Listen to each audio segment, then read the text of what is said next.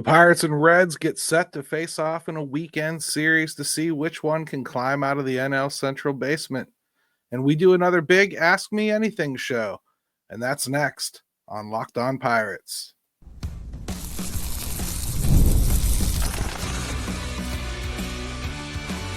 You are Locked On Pirates, your daily Pittsburgh Pirates podcast. Part of the Locked On Podcast Network, your team every day. Thanks for making Locked On Pirates your first listen every day. Part of the Locked On Podcast Network, your team every day. Let's start right away with the Reds preview. That's the first thing we have to discuss today. The weekend is coming up quick here. First game starts tonight. Pirates and Reds square off in a battle to escape the basement. Oh, the drama, can't you feel it?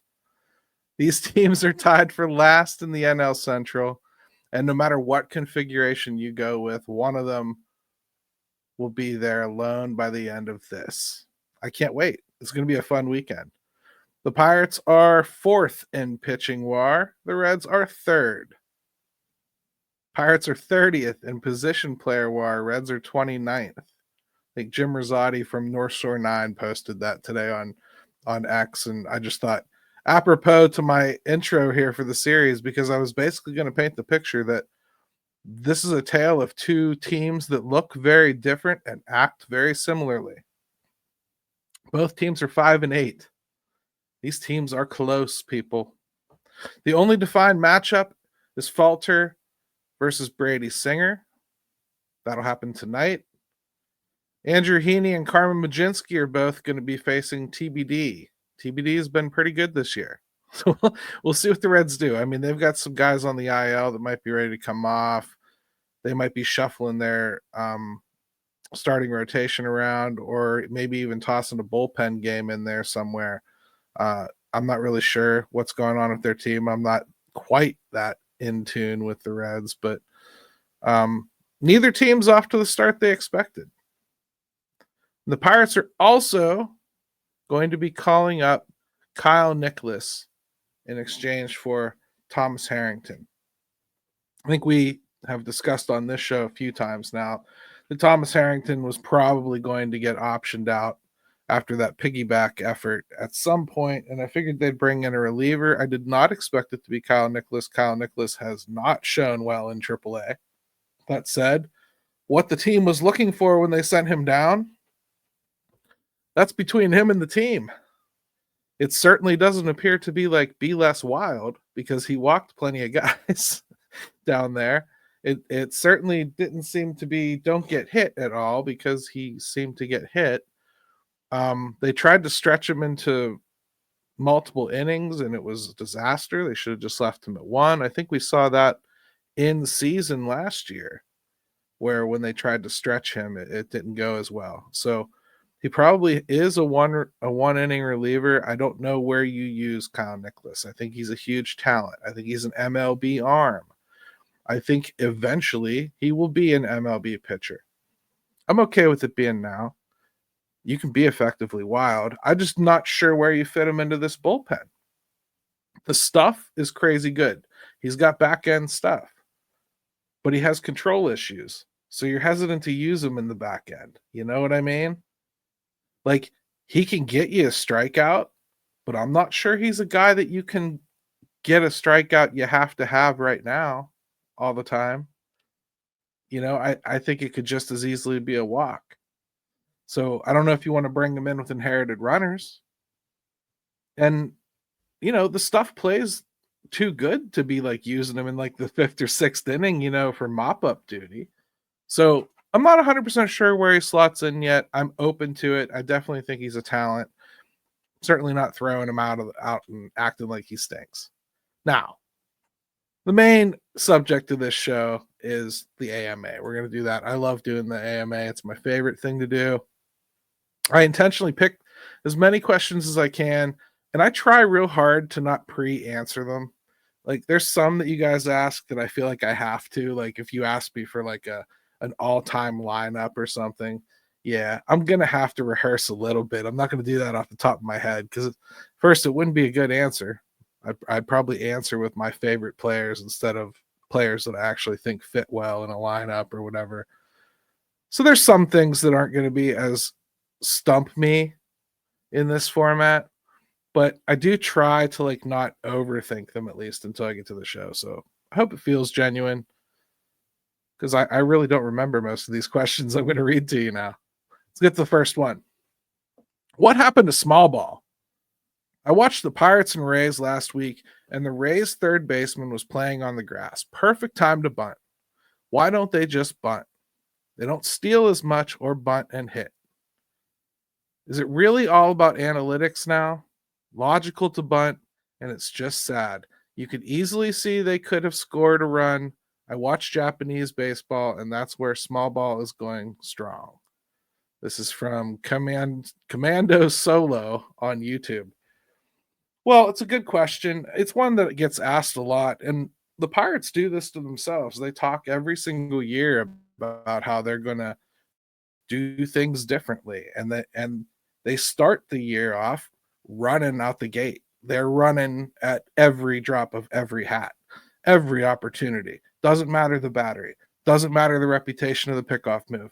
Doesn't matter the arm on the catcher. Nothing makes a difference. Doesn't even matter if the guy that's on the base paths has a history of being a base stealer. Run, run, run, run, run. And they do it like crazy. And then all of a sudden, just like last year, it dries up. There were games in this Cardinals series that we just got done watching where it was incredible how many guys they got on to lead off innings, and they didn't even attempt to steal. That had become an early season identity. I'm not saying they were a successful offense, but they were at least getting on base and moving over. As far as the bunting goes, the nicest way I can put this, Solo, is you have to practice something if you want to see it in games, and they don't practice bunting. I mean, this is a team that picks a few people they think are guys they might call on to bunt. And if a situation arises in which they might happen to be the guy coming up, they'll use them. Here's where I get to the root of your question, though. You want to know why they don't bunt? Okay. Just the other game, they had a runner at first base, and Sung-Shae Chang is coming up. And it's a perfect situation for him to lay down a bunt, which he's very good at. He does it for base hits all the time. He's fast. There's a good chance he even beats it out. And he's got the kind of capability to drop a pinpoint bunt. He knows what he's doing. He's a Taiwanese player. Gee, I wonder why, right? Because they practice it. He's really good at it. This tells you the level of interest the Pirates have in that, though. They pinch hit for him with Valdez. You know, if they wanted to play small ball, they have some of the components to do so. They talk about wanting to play small ball. They talk about needing to do things differently. They just don't do them at the end of the day. They've also got some guys that are in various stages of nicked up and or old and playing a lot more than they should be. And that probably is slowing some people down. A lot of the speed infusion that we were freaking out about, well, a lot of that was Oneil Cruz. And, you know, he was out yesterday hurt. And, you know, he's not been getting on base a lot recently. So all of a sudden that dries up too. I think sometimes it's perception. With the Pirates, though, I just think it's in general, they don't have a belief that they can afford to give away an out with the way this offense performs.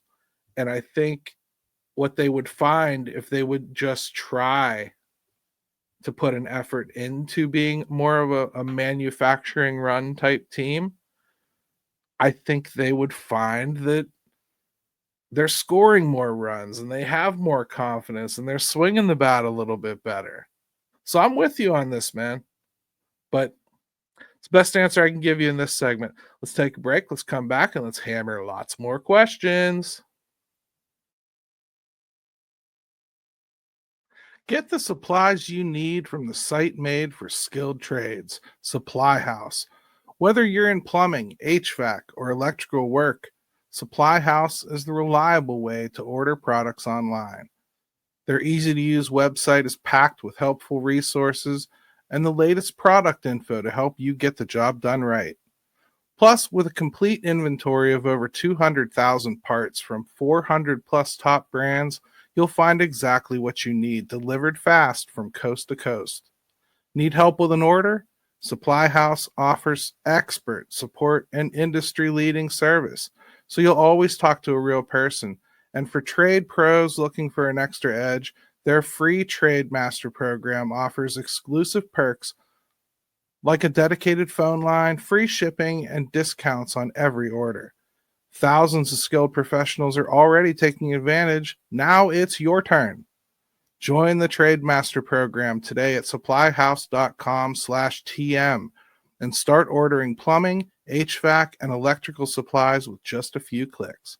Plus, use promo code SH5 for 5% off your first order. That's supplyhouse.com.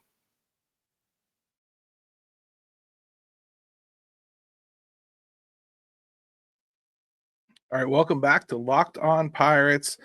As always, in the second segment, please make sure you take an opportunity to subscribe, hit me a like, hit me with some comments. Even though it's not going to be an AMA in the next show, you can still ask a question. I'll try to answer it as best I can underneath there.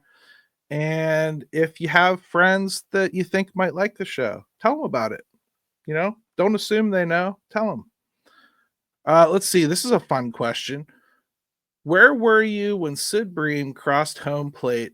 Joey Pixit on X. Well, I remember very well where I was. I was where most 14 or 15-year-old boys were at the time. I was trying to score. I was down at the Elport skating rink, I remember, with all of my friends at some birthday party, and we were watching the playoff game in the office TV with our skates on, leaning over, smelling all the gross rental skates. And I just remember when it happened, we just it was a bummed out night after that. Let's just say, like, instead of playing like Enter Sandman or whatever, we were playing things more like Patience from Guns N' Roses. Most of us kind of knew that was the end. Even at that age, we were already programmed to understand that Pirates fandom was painful. Fun question though. Let's see. Do you think they will give Chang a true chance at shortstop? They can move IKF to second. If they're going to be bad offensively, you need elite pitching and defense. That's Hoyt MC on X. Yeah, I mean, I talked about this on the show yesterday, actually. I really think this is a good way to go. Give Chang a little bit of a run there at shortstop and IKF at second. Feels like Derek Shelton is under the impression that Adam Frazier is a starter, though, and he's played him as such. In fact, Adam Frazier has played every game but one. That's not great.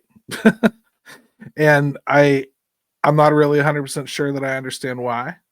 I would do exactly what you suggest, though, Hoyt. I mean, I would play Chang at short. I would play IKF at second. I think it makes the defense better. I think it gets another interesting bat, a little bit of a run, and it cleans up second base because IKF's bat at least needs to be in the lineup, and you're certainly not going to DH that guy. Is Thomas Harrington essentially Quinn Priester? Is Carmen Baginski essentially Luis Ortiz? Is Heaney essentially Quintana? This is David Rosenberg on Facebook. I mean, I see Thomas Harrington a little differently. I don't see him as Quinn Priester. I see the comparisons as far as like he's got a bunch of pitches and his fastball, at least velocity-wise, is mediocre. I just see Thomas Harrington having much better control than Quinn Priester. And his fastball's got a little more life to it too. I just don't think that in his brief time in MLB that you've really seen the top end of what he can be yet. I do think Thomas Harrington's probably a little bit more of a he's a guy that's going to latch on at some point, but I think it's going to be begrudgingly to some people, if only because he doesn't throw an overpowering fastball. He is a crafty type guy. I see him more like a Keller, more like what Keller has turned into, not what Keller used to try to be. Keller used to try to blow 98 past you, and Harrington's not going to do that. I mean, that's me personally. I feel he's more a Keller type long-term project where he probably lands as a number 3 pitcher somewhere here, I hope. Carmen Baginski, Luis Ortiz. No, I don't think so. I think Carmen Baginski is still a little bit of a quandary. I'm kind of open to what he could be yet. He really looked good as a starter the other day, getting through 5 innings. I'm not sure that I saw that in him. So for me, like if you had asked me this question like 2 weeks ago, I think I probably pretty reflexively say yes. I really do. He's changed my mind that much in just a couple outings here. I at least want to see more, if that's fair. As far as Luis Ortiz, I like what Luis Ortiz did last year, but I don't think that's an intended role that lasts very long for anyone. You kind of end up being one or the other for the most part. You're either a starter or a reliever, and you tend to do them in stretches. He was more of just an emergency. We've got a hole here. Let's slap the flex seal named Luis Ortiz over it and see if it works. And to his credit, it did a lot. But a lot of the underlying numbers we were worried about, they seem to be cropping up early on in Cleveland. So we'll see how his career moves, and we'll see how Carmen's move. But I'm open to Carmen being more than that. You know, I think Luis will be more than that role too. So I mean, kind of hard for me to compare those two because I think they're both unfinished, if that's fair. And Heaney and Quintana. Well, Quintana was a little bit more of a reclamation project to me. Heaney is more of a, I'm pretty sure I'm going to get this type guy. So now that's not the case if you were to have signed Quintana like this year or last year. But when the Pirates signed him, he was very much so not seen as a great thing, you know, not a great get really. Could they wind up being the same? Are they basically like essentially the same thing? Yeah. I mean, they're both rentals that we're probably going to trade. But I think by the time you consider trading Heaney, if you do, you know, and if they're in playoff position and he's had a big part in it, I see no reason why you would even consider that. But if they're not, and they're going to make a move at the deadline, or you need to make room for a kid who outplayed him, you know, most people aren't going to blink at him getting moved. It's probably a lot like Quintana. We were happy with getting Oviedo, right? Let's see. Do you think the end of the line should be coming with Sawinski? See if Canario can become Teoscar. Well, Teoscar took a little bit longer. Teoscar took a little bit longer than Canario already has. The best thing Canario has going for him is that he's young. You know, so you don't feel like even if you manage to get something out of him, that it's a waste of time. You feel like you're going to have him for a while. Jack's not old either, but Jack, I mean, he's got the same issues that he's had in the past. You know, he locks up at the plate a lot, I think, on close pitches. You can almost tell what his approach is going to be on a given night. He's either going to be free swinging because he just got yelled at about not swinging, or he's going to be frozen up because he just got yelled at about swinging too much. He's almost too influenced by coaching. That's one of the best things. What's one of the best descriptions I think I can give of Jack. He cares a lot about being instructed and he wants to be a sponge, but the problem is he takes in everything and then he doesn't have his own voice. And as a hitter, you have to have your own voice. You have to know what makes you tick. You have to know what makes you go. You have to know what works for you.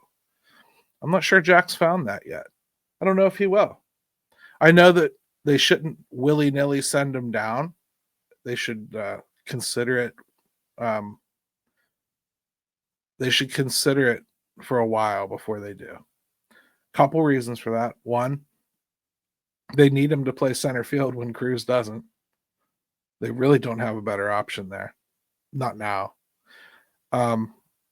If they brought somebody up right now to replace him, you would think it would be Billy Cook. He's not off to a super great start. Maybe it's time to go ahead and burn the Gorski's eligibility. That might be something that you'd try. I don't know that Jack learns what he needs to learn in AAA. I'm not sure that Jack ever recaptures what Jack already did in the league. I also don't feel that Canario has done very much here for me to consider him anything yet. He's only had 14 plate appearances. I'm certainly not swapping the two and pretending that's an even switch. I'd still personally feel more comfortable with Sawinski taking swings than Canario, just from what I've seen. Jack at least looks more comfortable than that right now. Let's get to another one here. What are your thoughts on the leather Kutch flashed on the homestand? David Rosenberg on Facebook. I was impressed. But my question with Kutch has not been, can he do it here and there? I think he has that in him. And I don't think he's injured right now. I just think with Kutch, doing it is a risk to injure him every single time he plays out there. And I don't think he has that in him to do 5 nights a week, 4 nights a week. I think in bursts, he's got it for you. Just like running to first. He can do that. He's still fast. He can still steal a base here and there. He can get first to third and look almost like old Kutch, can he? But I think you have to understand, if he tries to do that every day, it's not going to look so pretty. So, yeah, I mean, I'm glad that he's still got that in there. I hope that when they get Reynolds back to DHing, they don't just pretend that they don't have that option on the table. I think that's a good way to kind of stabilize things in the outfield a little bit. Every once in a while, you start Kutch. You know? Not bad. I think that's the way they should go. Let's take another quick break.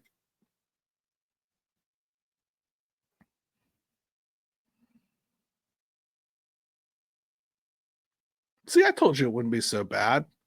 All right. Why isn't Peguero on the major league roster? This is from Wayne Moody on X. Oh, boy. I mean, he hasn't done anything in AAA this year, for one thing. It's his last chance, his last option year. I would think he'll get his shot at some point.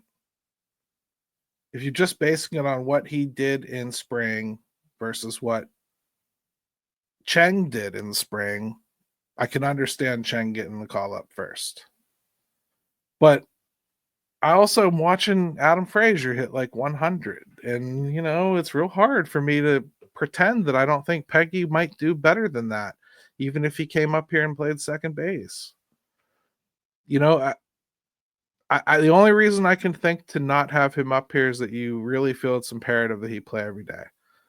But I would make the exact same argument for Cheng or York or Cook or, Gonzalez if healthy.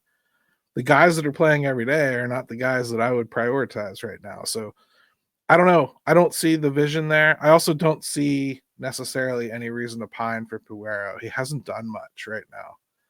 I haven't seen him push for a spot. When I see him push for a spot, I'll start calling for him. I'm just not seeing it. Shouldn't we be encouraged that the Pirates have the same record as the Reds with all the injuries, along with Bednar and Holderman starting off so poorly? James Littleton on Facebook. Well, maybe. Except I feel like the Bednar thing at least was wholly predictable. And they probably should have prepared better for it. And I just was talking on in 5 Thoughts on my site, Steel City Pirates, the other day. I don't think you can blame this early season on injuries. Like, a lot of the guys that are injured are guys that you weren't necessarily counting on anyway. Like, Horwitz just came. I know what the Pirates hope he brings, but we haven't seen that. We don't know he will. So it's hard for me to go all in on the injury thing. Jared Jones he's another guy that, like, I think he would have done great in this starting rotation, but I also don't think the starting rotation's been a problem.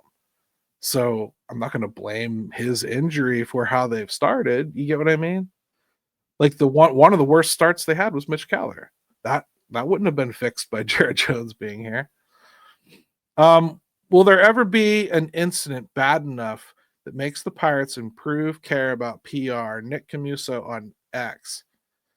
Yeah, Nick, I don't know that it's even care as much as just literally do not recognize.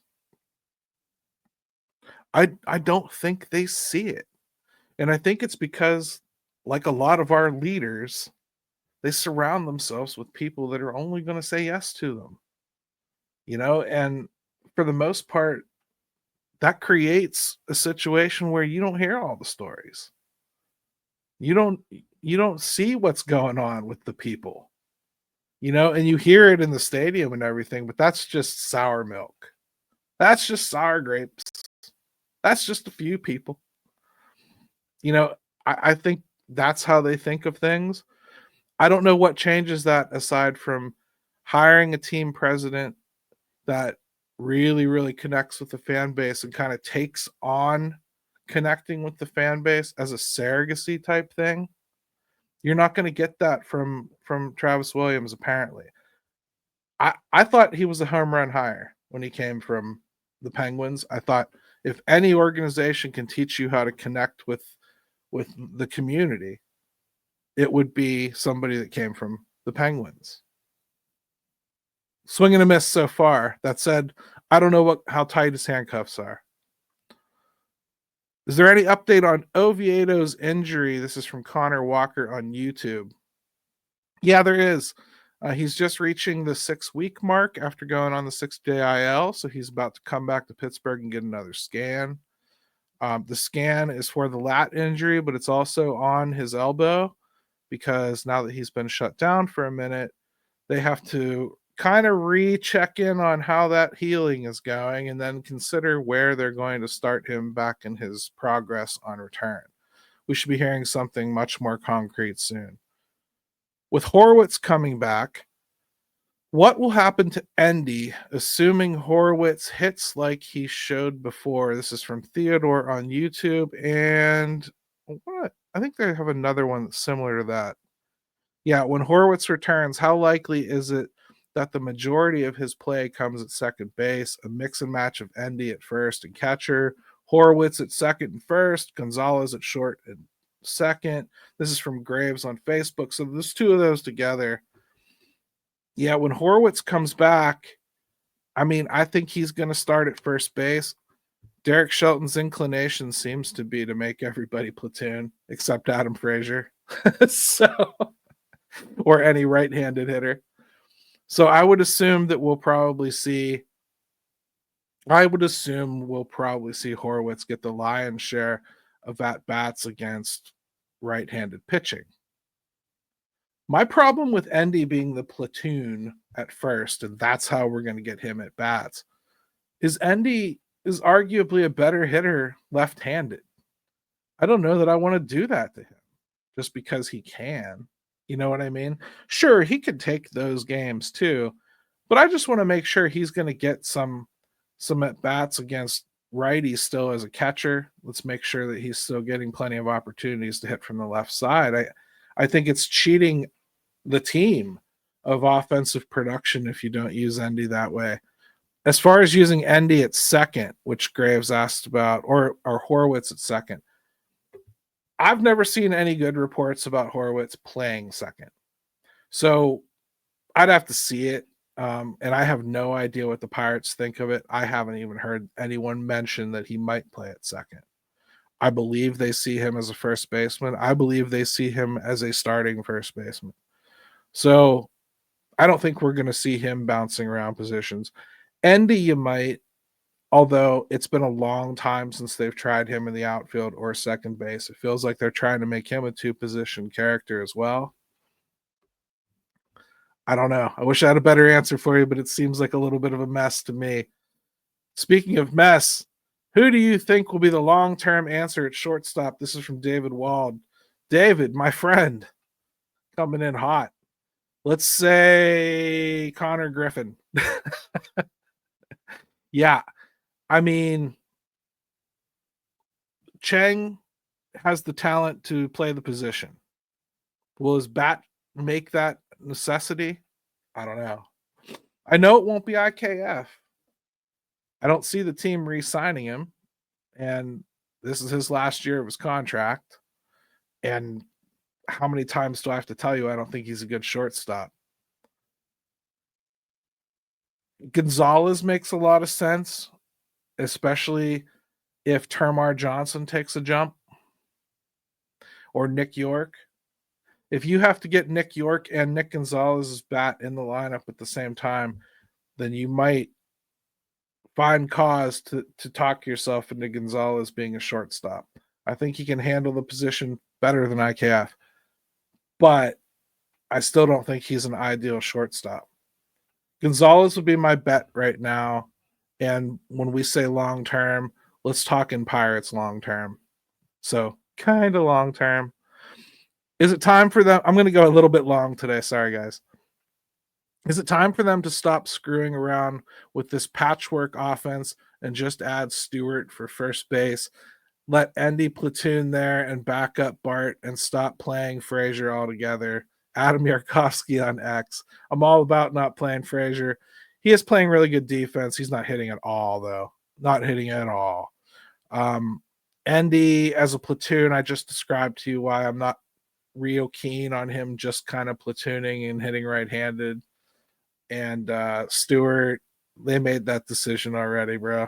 And I haven't seen anything to change that. I don't think so. Sorry, bro. I think there's other guys I'd rather pull up than Stewart. And Horwitz is getting close now anyway. I mean, he's at least close to going on a rehab assignment. And we're not talking like 2 months to build him up. He's not a pitcher. Let's see. We already had move away from Swinsky, so I won't repeat that one. Would you ever let a priest who's also a huge Pirates fan co-host a show with you, asking for a friend, Father Patrick Bame on X?